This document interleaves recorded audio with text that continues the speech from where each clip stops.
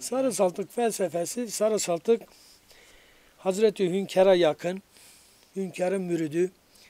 Ondan sonra kendisi Şia, Alevi, evladı Resul. Ondan sonra felsefesi şudur. Mesela Alevilikte şöyle bir düstur vardır ilk etapta. Alevi olan kişi eline, diline, beline sahip olur. Pirine, rahberine, mürşidine, müsahibine sahip olur. Dört kapıya sahip olur. Ondan sonra daima insan ve hak ve hukukuna saygılı olur. Hoşgörülü olur. Sevmesini bilir. İnsanı sevmek hakkı sevmektir. İnsanı sevmek Allah'ı sevmektir.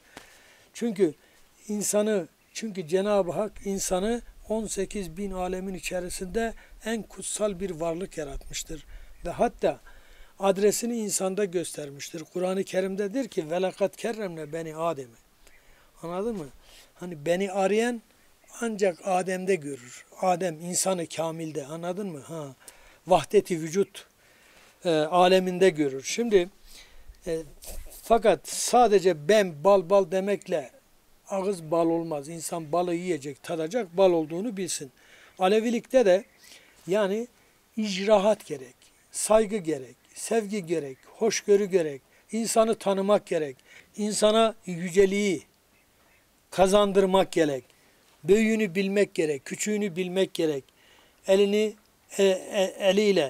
diliyle, beliyle, efendime söyleyeyim bunlara sadık olması gerekir. Ondan sonra her insanı insan gözüyle görmek, her insana insan gibi bakmak. Bunlar Alevilik budur yani, anladın mı?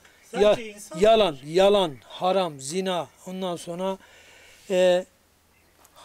kazanmak, helal kazanmak, harama bakmamak. Şimdi sadece insan mıdır yoksa diğer canlılar da dahil midir bunun içerisinde? Şimdi zaten insan kıymetini bilen, insan değerini, ölçüsünü bilen, insan konuşandır, insan dinleyendir, insan dinletendir. İnsan bu kadar yüce varlığa sahiptir. Fakat diğer bir mahluk, yaratık mesela konuşmaz, etmez, sana ifade etmez veyahut acıdığı zaman bağırmasını bilmez, çağırmasını bilmez.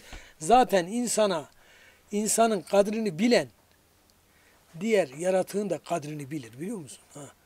Bugün mesela insan kadri bilmek en doğru, en güzel bir şeydir. Tamam mı ciğerim? Yani Alevilik budur. Aleviliğin düsturu budur. Aleviliğin felsefesi budur. Sonra ilme çok büyük değer vermek. Hani Hacı Bektaş Veli diyor ya, ilimden gidilmeyen yolun sonu karanlıktır. Gerek erkeği, gerek kadını ondan sonra illaki ilmi bilmesi lazım. İlimle insanı tanıması lazım. İlimle insana bakması lazım. İlimle efendime söyleyeyim çalışması lazım. İlimle kutsallaşması lazım.